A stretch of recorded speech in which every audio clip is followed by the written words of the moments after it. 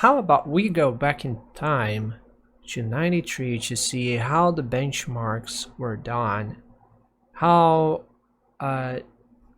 different or similar it is to current benchmarks, and also compare performance figures. So basically we have a very powerful rig going on here. Not a physical one, of course, it's emulated, but it's low level emulation, so it should behave right about the same in terms of performance figures and overall system behavior. It should be very awfully similar to the real counterpart. So we have a 486 board SIS 496 497, which is a little more recent than the system itself, which aims to be a sort of late 93 rig for Windows 3.11. So there's a tiny issue which I could not find an equivalent board from a little before, but the rest of the hardware is pretty much equivalent to late 93 specs, so that's about it.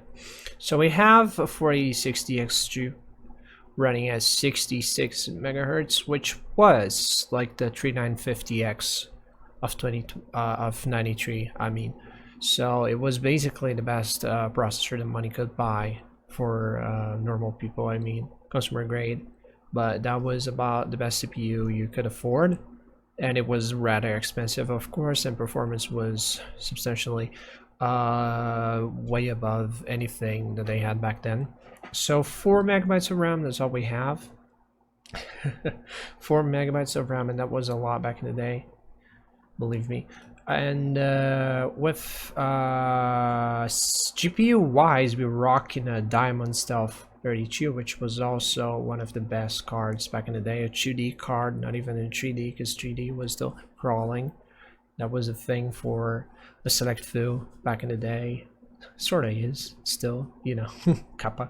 Either way, yeah, so we're rocking a Sound Blaster Pro V1 sound card, which was also like one of the best sound cards available.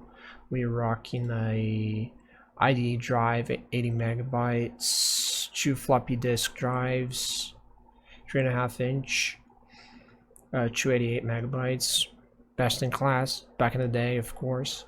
And that's about it for the system specs. So as you can see, it's not shabby at all. It was not shabby at all. I wouldn't say the extreme, the best ever back in the day, but it was one of the best.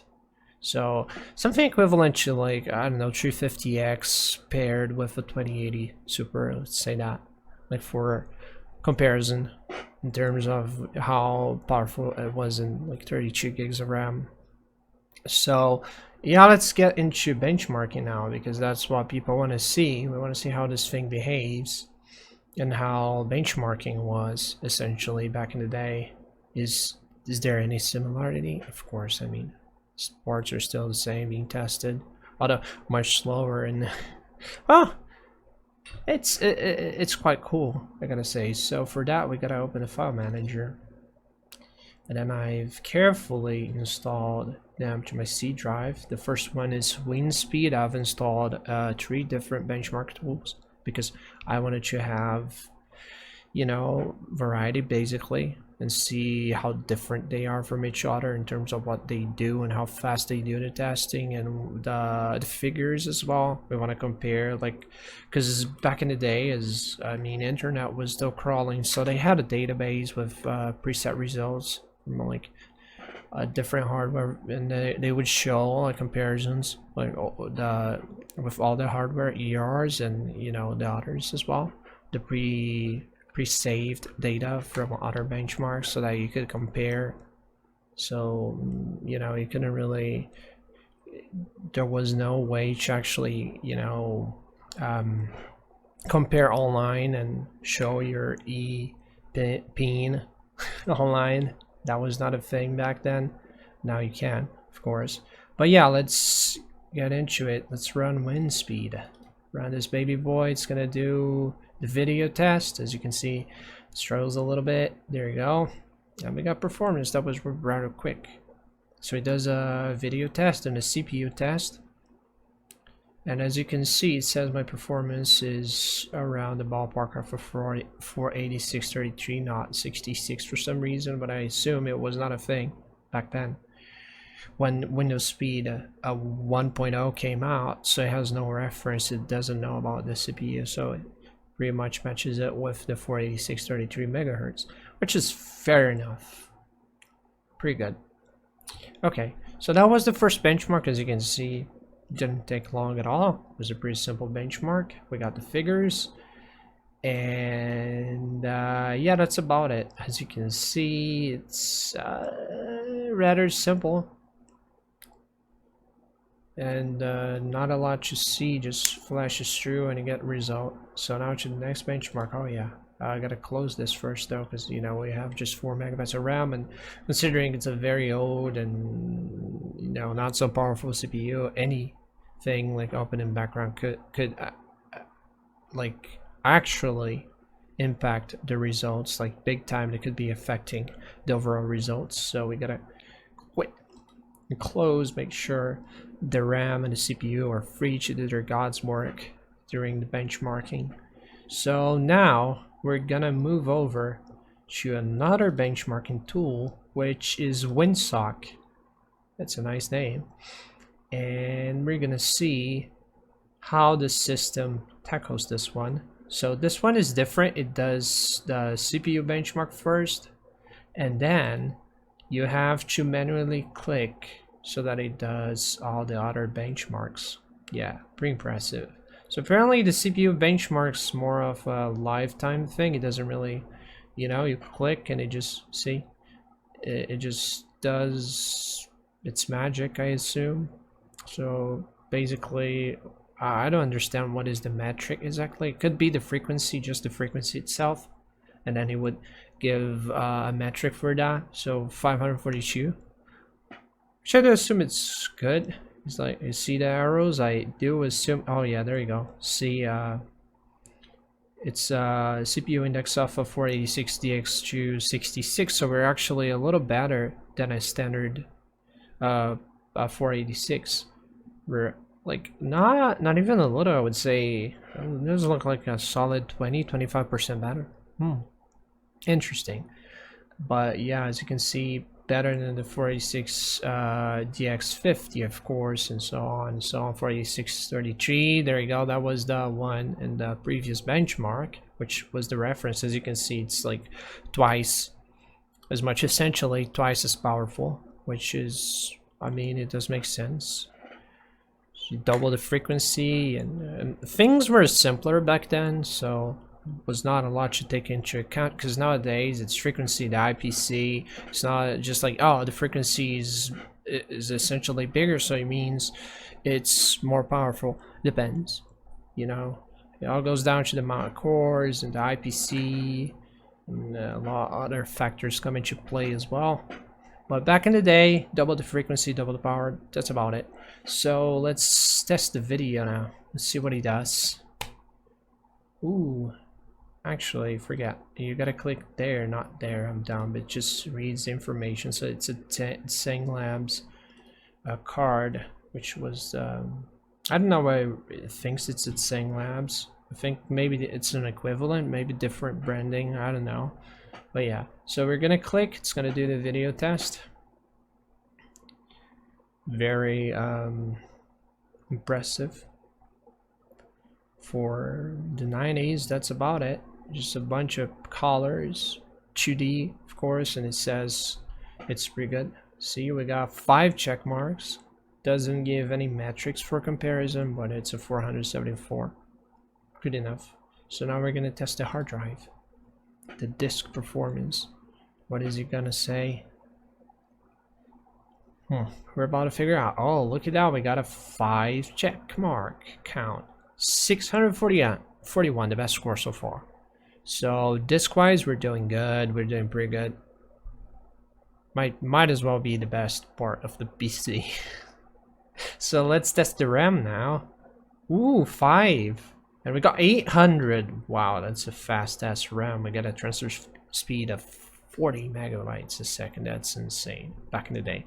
Now people complain about 40 gigabytes a second, but back in the day that was absolutely insanely fast. So yeah, click OK. And the Windows ratings, look at that, 524, that's our score. There is no comparison apparently to other parts, so we cannot really compare to other rigs, which kind of sucks, because then again, you know, you get the metrics, but how do you compare? Maybe, you know, back in the day it would come with a list, I don't know, of like different benchmark results, and you could compare manually, like in the user manual thing. I don't know. Or maybe you would just, you know, write them down and compare, like, hey buddy, do you have windsock? What did you get there? Oh, I got 400. Oh, I got 5. Mine's better, bro. I don't know. As you can see, dick measuring back in the day was a little harder, substantially harder than it is today, with all the benchmark tools that we got. Synchronize results automatically and stuff. Yeah, either way, let's close this one. Windsock, it's from 93, it's Aussie, amazing, created with Borland C++ in. Pretty cool. Quit. And now to what I do consider myself the most curious of the 3 tools that we've tested. Actually 4, because this is gonna be the 4th one, but this one is just not heading towards gaming or 3D in any sort of way. It's more like doing like spreadsheet tests, word processing tests, benchmark testing basically, so that you can actually compare how fast your computer is at running Microsoft Office, so that it can essentially know if your rig is capable of performing decently under that insanely heavy workload of writing and I don't know, whatever you want to write. So yeah, back in the day, how, you know, you would need to worry about that. Nowadays, you know, an i3 does a trick, more than enough for word processing. Back in the day, you know, it would need to essentially splash some cash to get extremely fast word processing power, so that it can change the fonts very fast, lightning speed, change the font size, and of course use Comic Sans MS, which does take a lot of strain. Whatever. Let's run it. So 486 VGA frame buffer, res, display colors, that's all correct. So let's run it. Word processing first. Let's see. Oh, yeah, we have application tasks running. Okay, let's close that. Thank you, Wintac, for reminding me that I've forgotten stuff running there. Oh, ooh, divide by 0 or overflow. Fuck, I essentially just closed the but it's okay though. That's the last, that's the very last test either way. So back to Wintech. Now we have essentially a very lightweight system, because we essentially just killed the program manager, which is the heart of the system. So we have nothing running, and now we have to restart if we want to have a usable system. Big brain time indeed. But yeah, let's get into testing. So word processing, as you can see, it does a lot font changing in size. So apparently that does put a lot of strain on the rig. Who would have known? But yeah, as you can see, we've destroyed everything else substantially. Look at that.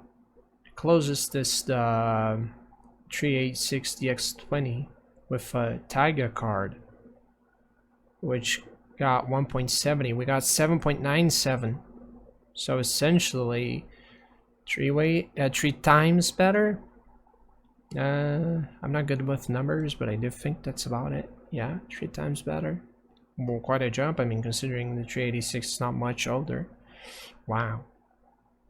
Quite a performance jump right there. Okay, so yeah. Now we have comparison figures, like the second tool that the first tool that we used actually. So it's always good to compare it to something else, even though it's a very old database. I do assume WinTech is kind of old in general, like older than the 486. So the the things you can compare it to are not really recent. But yeah, I mean, it just goes to show how Moore's law was much more prevalent back in the day. I mean, nowadays it could essentially use a rig which is like 6-7 years old and it would be completely fine for most workloads. I mean, considering you're not doing any video editing or anything, but for web browsing and light gaming, it would be completely fine with like for Gen i7, second Gen i7, which is like more than 60 years old at this point. Back in the day, if your CPU was like 2 years old, that would have been, it would be essentially useless, basically. Because that was basically the 90s in a nutshell, in a way, because the CPU frequencies would double every year, and also everything else, RAM and graphics processing power. So essentially you would need to upgrade every year, which is not true nowadays. You could sit with the same CPU for like 5-6 years and only upgrade the GPU, and you would be completely fine. But yeah, it only goes to show how crazy the 90s were and how expensive it actually was to have top of the line PC, because you would constantly need to upgrade, and consequently that would the costs would ramp up, because we're talking about a system that's way above $2,000 that would become a potato essentially in 1 year. So now you have your extremely beefy computer, which is like extremely powerful, destroys everything. 1 year later, it's just useless. Basically, can barely run Windows. So if you consider that in 95, Windows 95 came out, it would require 8 megabytes of RAM at the very least, because they would recommend 16, 32 or more. So this system right now, this system in 95 would have been essentially useless. Not even Windows 95 ready, basically. Would require a RAM upgrade. I'm not even sure if the motherboard supports that. So it's essentially that same over $2,000 rig wouldn't be useful in 95. So basically a 2-year lifespan, give or take, which kind of sucks, honestly. So let's do the CAD benchmark now. Look at that. Is that a video card? Could be a video card, I don't know.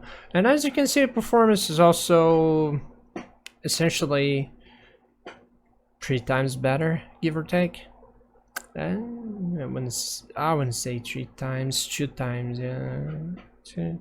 I'm bad at numbers, analyzing data in general, but yeah, I mean, it's 10.37 compared to 3.74, which is essentially 4.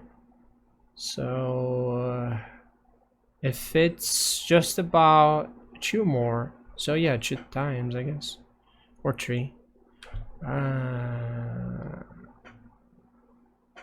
My brain is melting right now. Why am I so dumb? Either way, my point is, it's way better than the 386. I mean, that's sort of obvious outcome, Let's do the spreadsheet now. As if, wow, 8091 this time. As you can see, the jump wasn't that big. 891 against 438. So essentially just 50% better, give or take. But yeah, quite impressive nonetheless. So we're good to go with Excel if you want to, do spreadsheet work. 486, way better than 386, obviously. So there you go, a $2,000 PC, tackling it just fine. The 93. Ooh, very nice. So that's the 93 is 3950, give or take. Let's do paint. I'm not even sure if that's a valid sort of benchmark, because who the fuck would buy a PC essentially to use paintbrush? Not me. And then again, it's the 90s, who knows? People used to do strange things in the 90s. So 946 against 376, essentially the same figures of CAD. So basically, when it comes to video benchmarks, things that require video acceleration of sorts, you can see the 486 and the card, which is what is it again? A Diamond Stealth 32. You can see excels rather massively. So we're basically running an extremely overkill system for this kind of work in the 90s, of course, because then again, if we were to do the same test in 94 with 3.11 for work groups, and you know, with maybe 94 application suites and stuff, and then 95 with Windows 95, it would barely run Windows 95. It would struggle, and then we would have the Pentium 66, the 100, and 120, which is essentially a lot better as well, twice more powerful. So we got 9.18 overall RPM score, so essentially a 10. We nailed it. We nailed the early 90s with this rig. So yeah, that's about it for the video. Hope you guys enjoyed it. Yeah, not a lot going on, just benchmarking in the 90s, I guess. You guys had fun with that. Oh yeah, I forgot to check how old the thing is. It's from, oh, it has the help page. Nice, but that's not what I want. Close. I want to see how old it is. About when oh, 92. That's why. Okay, so it's 1 year older than the hardware itself. Part of the hardware, because the the mobile is actually from 95. But as you can see, Texas Instruments. Oh, didn't even know they did that kind of stuff. I used to think they would only do, make calculators and stuff. But there you go, Texas Instruments.